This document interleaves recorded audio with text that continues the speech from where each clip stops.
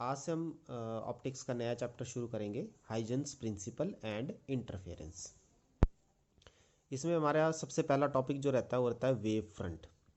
A wave front is defined as the continuous locus of all the particles of a medium which are vibrating in the same phase. इसको मैं simple way में अगर आपको कहूँ तो अगर आप किसी पॉन्ड में या तालाब हम जिसको कहते हैं उसमें अगर एक पत्थर फेंकते हैं तो आपने देखा होगा कि सर्कल्स बनते हुए बाहर की तरफ को पानी चलना शुरू हो जाता है। एक सर्कल सर्कल बड़े बड़े बड़े होते हुए और लास्ट में वो सर्कल्स ख़त्म हो जाते हैं। तो होता क्या है, जब आप किसी पॉन्ड में पत्थर डालते हो, स्टोन डालते हो, तो वो स्टोन से क्या है, आपकी डिस्टरबेंस क्रिएट होती है और वो डिस्टरबेंस चारों तरफ को फैलना शुरू हो जाती है। अब इसमें एक बड़ी इंपॉर्टेंट बात यह है कि जो डिस्टरबेंस आपकी चारों तरफ को फैलती है वो इक्वल डिस्टेंस ट्रैवल करती है in equal interval of time. मतलब एक सेकंड में अगर एक डिस्टर्बेंस यहाँ पहुँच रही है तो यहाँ से वो डिस्टर्बेंस यहाँ पहुँचेगी, तीसरी यहाँ पहुँचेगी, चौथी यहाँ पे, पांचवी, और इस तरह से वो एक आपका सर्कल बनाती हुई आगे की तरफ को मूव करती जाती है। ठीक है, तो ये जो पॉइंट हैं सारे, ये जो आप पॉइंट, अगर मैं इनको छोटे छोटे पॉइंट नाम दे दूं तो ये आपकी, इनको हम लोकस कहते हैं। लोकस मतलब आपकी नई डिस्टर्बेंस के नए पॉइंट। ठीक है, आफ्टर टाइम टी, जैसे एक सेकंड के बाद अगर यहाँ पहुँच रही है तो एक सेकंड में ये सारे पॉइंट आपके नई डिस्टर्बेंस के पॉइंट हो जाएंगे। ठीक है, जो पहले कहाँ थी, सेंटर में थी, तो एक सेकंड में यहाँ पहुँच गई, 2 सेकंड में वो यहाँ पहुँचना शुरू हो जाएंगे और हर एक पॉइंट आपको चारों तरफ को नई डिस्टेंस मिलना शुरू हो जाएंगी। तो ये जो लोकस है जिसको हमने मिलाया हुआ है इन पॉइंट को, ये आपका नया वेव फ्रंट हो जाता है जिसको हम आपका सेकेंडरी वेव फ्रंट कह देते हैं। ठीक है, और ये जो डिस्टर्बेंस बनी है इनको हम सेकेंडरी वेवलेट नाम देते हैं। ठीक है, और प्राइमरी वेव फ्रंट तो यही हुआ जहाँ से आपकी डिस्टर्बेंस स्टार्ट होना शुरू हुई। ठीक है, तो अब इसमें हमारे पास अलग अलग तरह के वेव फ्रंट बनते हैं। जैसे आपके पास स्फेरिकल वेव फ्रंट बनेगा। एक तो स्फेरिकल वेव फ्रंट बनता है जब आप क्या करते हो, जैसे आप एक बल्ब को सेंटर में पकड़ लो और वो चारों तरफ को रोशनी देगा, तो चारों तरफ को जो रोशनी फैलेगी, अगर उनको हम एक टेनिस बॉल के अंदर बंद कर लें तो टेनिस बॉल उसका स्फेरिकल वेव फ्रंट हो जाएगा। ठीक है, वैसे सिलेंड्रिकल वेव फ्रंट है जब आपकी ट्यूब आपके घर में लगी हुई है, जो ट्यूब है वो आपने देखा होगा लंबी होती है। ठीक है, इससे जो आपकी डिस्टर्बेंस निकलती है वो सिलेंडर की फॉर्म में निकलेंगी, जैसे कि ये आपको डायग्राम दिया गया है। और अगर यही डिस्टेंस आपकी बहुत ज़्यादा डिस्टेंस पे हो, सिलेंड्रिकल भी और आपकी पॉइंट सोर्स जो रहेगा, पॉइंट सोर्स आ गया जिसमें स्फेरिकल मिलती है तुम्हें, तो पॉइंट सोर्स या जो आपका सिलेंड्रिकल वेव फ्रंट आएगा, किसकी वजह से वो आएगा, आपका एक लीनियर लाइट की वजह से, जैसा मैंने आपको ट्यूब कहा। ठीक है, इनको अगर बहुत डिस्टेंस से ऑब्जर्व किया जाए तो हमें जो नया वेव फ्रंट मिलेगा वो हमें प्लेन वेव फ्रंट मिलेगा। तो प्लेन वेव फ्रंट कब बनेगा, जब आप क्या करते हो, स्फेरिकल या सिलेंड्रिकल वेव फ्रंट को बहुत दूर से ऑब्जर्व करते हो। ठीक है, तो आपको कैसा दिखाई देगा, आपको प्लेन वेव फ्रंट दिखाई देगा। ठीक है, तो इसमें हमारे पास प्लेन वेव फ्रंट एक तरह से ऐसे भी दिखाई देते हैं। प्लेन वेव फ्रंट मतलब जब रेज आपकी बहुत दूर से आ रही हैं।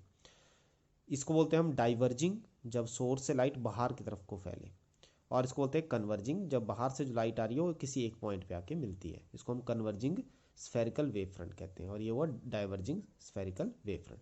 तो ये आपकी इंट्रोडक्शन रहती है वेव फ्रंट की। इसके बाद हम बात करेंगे हाइजेंस प्रिंसिपल की। हाइजेंस प्रिंसिपल क्या है, every point on the given wave front act as a fresh source of new disturbance called secondary wavelets which travel in all direction with the velocity of light in the medium। ठीक है, जैसे अगर आप बात करते हो, ये आपका मान लो ए और बी आपका एक वेव फ्रंट बन गया है। तो ए और बी जो आपका प्राइमरी वेव फ्रंट बना, हम इसको अगर मान लो प्राइमरी वेव फ्रंट कहते हैं, तो इस पे जो भी पॉइंट होंगे वो नए सोर्स का काम करेंगे। जैसे इसने सोर्स ने क्या किया, एक स्फेरिकल शेप में या सर्कल, हम अगर सिंपल सेंस में कहें, अगर हमने 2 डायमेंशन लेना तो सर्कल ले लो, अगर 3 डायमेंशन पिक्चर लेनी तो स्फीयर की फॉर्म में। ठीक है, तो अगर मान लेते हैं कि अभी एज्यूम कर लेते हैं कि 2 डायमेंशन की पिक्चर है तो हम इसको सर्कल मान लेते हैं। तो सर्कल की फॉर्म में ये क्या कर रहा है, डिस्टर्बेंस जनरेट कर रहा है। ठीक है, तो जो नए सोर्स होंगे, जो नए पॉइंट बनेंगे, वो भी सर्कल की फॉर्म में ही डिस्टर्बेंस को क्रिएट करेंगे।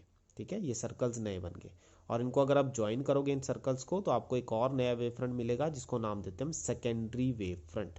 अगर ये प्राइमरी है तो ये आपका सेकेंडरी वेव फ्रंट हो गया। ठीक है, तो इसमें आपने सर्कल्स देखे, सर्कल्स जो हैं ये आपके सेकेंडरी वेवलेट्स का काम करते हैं। जो सर्कल्स हैं उनको क्या नाम देंगे हम, सेकेंडरी वेवलेट्स। और याद रखना आपने, जो आगे की तरफ को प्रोसीड करते हैं वही वेव फ्रंट हम कंसीडर करते हैं, बैकवर्ड एनर्जी हम इसमें नहीं लेते हैं। तो इसलिए हमने जो पीछे की तरफ को वेव फ्रंट बनाया है इसको हम निगलेक्ट कर देंगे। ये लिखा गया है no backward flow of energy during propagation of wave. आपका कोई भी बैकवर्ड एनर्जी का फ्लो नहीं मिलेगा जब आपकी एनर्जी बाहर की तरफ को रन करेगी। तो इसलिए हम आगे की तरफ का वेव फ्रंट कंसीडर करेंगे। जो डॉटेड वाला वेव फ्रंट नीचे पीछे की तरफ बना है या आपने निगलेक्ट कर देना है। ठीक है, तो ये तो हुआ पहला कि एवरी पॉइंट जो आपका रहेगा प्राइमरी वेव फ्रंट में वो फ्रेश सोर्स ऑफ एनर्जी का काम करेगा, न्यू डिस्टर्बेंस का काम करेगा। ठीक है, और इनको हम सेकेंडरी वेवलेट्स कह देते हैं, सेकेंडरी वेवलेट्स जो बने हैं। और ये जो आपका नया वेव फ्रंट बनेगा वो आपका सेकेंडरी वेव फ्रंट बनेगा। ठीक है, तो इसका दूसरा आ जाएगा, a surface touching these secondary wavelets tangentially in the forward direction at any instant gives the new wave front at that instant, this is called secondary wave front. तो touching मतलब ये वाला, ये आपने सर्कल्स को टच किया हुआ है, तो आपने वेवलेट्स को टच किया तो एक नया वेव फ्रंट बन के आ गया। इस नए वेव फ्रंट को नाम देंगे A1 B1 को सेकेंडरी वेव फ्रंट। तो इसमें बड़ा इंपॉर्टेंट है, आपने कर लेना अच्छे से। उसके बाद हम बात करेंगे reflection on the basis of wave theory. Wave theory मतलब हाइजन प्रिंसिपल के ऊपर ही आपने ये इसको हम वेव थियरी भी कहते हैं, जो आपकी हाइजन प्रिंसिपल है, इसके बेसिस पे हमने रिफ्लेक्शन को डिफाइन करना है। सिंपल सी बात है, जब हम क्या करते हैं किसी एक लॉ से दूसरी लॉ को निकाल दें तो वो लॉ अपने आप में प्रूव हो जाती है। तो लॉ ऑफ रिफ्लेक्शन तो सबको पता ही है। तो अगर हम हाइजन प्रिंसिपल से लॉ ऑफ रिफ्लेक्शन निकालने में सक्सेस हो जाते हैं, दैट मीन्स हमारा हाइजन प्रिंसिपल कहीं ना कहीं एग्जिस्ट करता है। ठीक है, तो हम क्या करेंगे, हाइजन प्रिंसिपल से शुरू करेंगे। A B is a plane wave front incident on plane mirror M1 M2 at I 1 2 3 are the corresponding incident rays perpendicular to A B. एक वेव फ्रंट ए बी लेंगे, ठीक है, इसमें 1 2 3 इस तरह से आपने 3 रे लेनी है जो परपेंडिकुलर रहेंगी ए बी के ऊपर। जो 1 रे है वो आई एंगल पे इंसिडेंट करी, तो दैट मीन्स ये भी आपकी आई एंगल पे ही इंसिडेंट करेंगी। ठीक है, फिर आपने क्या किया, ये मिरर लिया हुआ है आपने, ठीक है, M1 और इसको लास्ट में M2 नाम दिया गया है।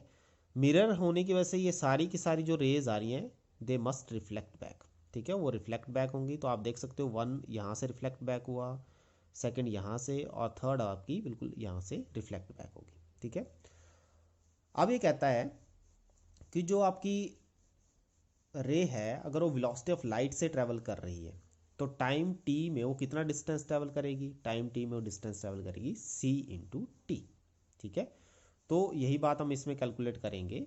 ये कहता है कि यहाँ से लेके यहाँ तक अगर वो टाइम t ले रही है, b से लेके a डैश तक, अगर उसने टाइम कितना लिया स्मॉल t, तो आपका जो डिस्टेंस बी ए डैश होगा that will be equal to c into T. ठीक है, क्योंकि लाइट की वेलोसिटी क्या है c और टाइम कितना रही है t, तो बी ए डैश आपका c इंटू टी के बराबर होना चाहिए। The secondary wavelets from A will travel the same distance c into T in the same time. ठीक है, तो ये बोलता है कि ये जो लाइट है क्योंकि ये भी एयर में ही है, तो यहाँ से लेके ए से लेके बी डैश तक भी वो उतना ही टाइम लेगी स्ट्राइक करने में। ठीक है, या हम ये कह सकते हैं कि अगर टाइम t में डिस्टेंस ट्रैवल करें तो उसने a से b तक, b डैश तक का डिस्टेंस ट्रैवल किया, तो ए बी डैश भी हमारे पास क्या आ जाएगा c इंटू टी। अब हमने क्या किया कि अगर ये डिस्टेंस बराबर है इसके बराबर, तो हम इसमें क्या करेंगे, आर्क लगा देंगे, ज्योमेट्रिकल आर्क लग जाएगी इसके अंदर। और आर्क लगाने के बाद हम क्या करेंगे, a डैश b डैश को ज्वाइन कर देंगे। अब देखो समझने वाली बात क्या है इसमें, यहाँ से लाइट ट्रैवल कर रही है डिस्टेंस t टाइम में, और यहाँ से भी लाइट ट्रैवल कर रही है t टाइम में। दैट मीन्स आपका जो डिस्टर्बेंस इस वेव फ्रंट से चल रहा है a से और b से, वो आपको a डैश और b डैश पे जाके स्ट्राइक कर रहा है।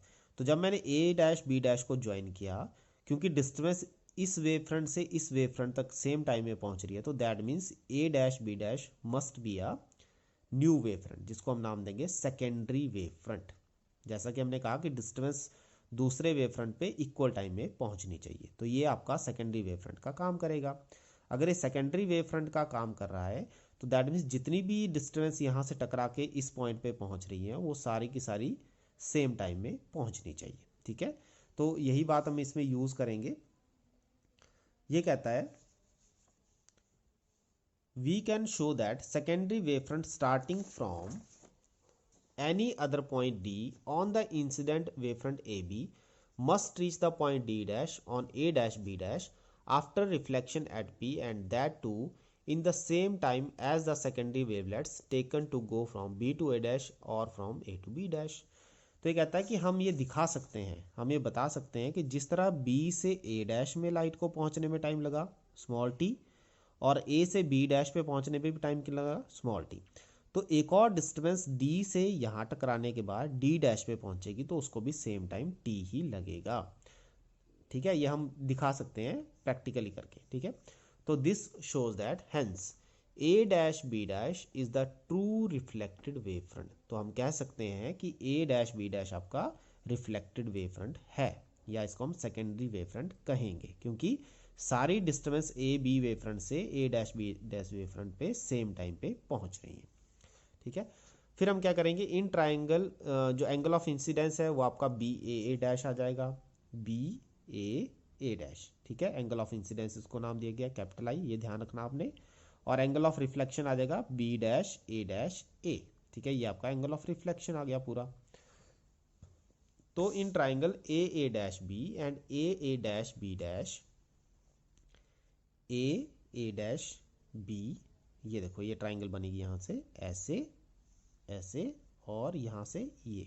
ठीक है, ये एक ट्राइंगल बनेगी। दूसरी ट्राइंगल लेंगे A B dash A dash. ठीक है, अब इसमें कॉमन क्या आ रहा है, ए डैश कॉमन आ रहा है, अगर एक चीज़ आप ये देखते हो। ठीक है, फिर बी ए डैश और ए बी डैश हमने प्रूव किया है कि दोनों डिस्टेंस इक्वल हैं। ठीक है, फिर एंगल बी शुरू में कहा गया कि परपेंडिकुलर है, और एंगल बी डैश भी आपका क्या आएगा, परपेंडिकुलर ही आएगा। ठीक है, तो दोनों एंगल परपेंडिकुलर, दैट मीन्स दोनों ट्राइंगल आपकी कन्ग्रुएंट होगी। जब कन्ग्रुएंट मतलब एक जैसी है बिल्कुल ट्राइंगल, तो जब दो ट्राइंगल एक जैसी होती हैं तो एंगल बी ए डैश और एंगल बी डैश ए, या हम सिंपल सेंस में कहें angle I must be equal to angle R. जब दो ट्राइंगल कन्ग्रुएंट हो जाती है तो उनके एंगल्स भी इक्वल होने चाहिए।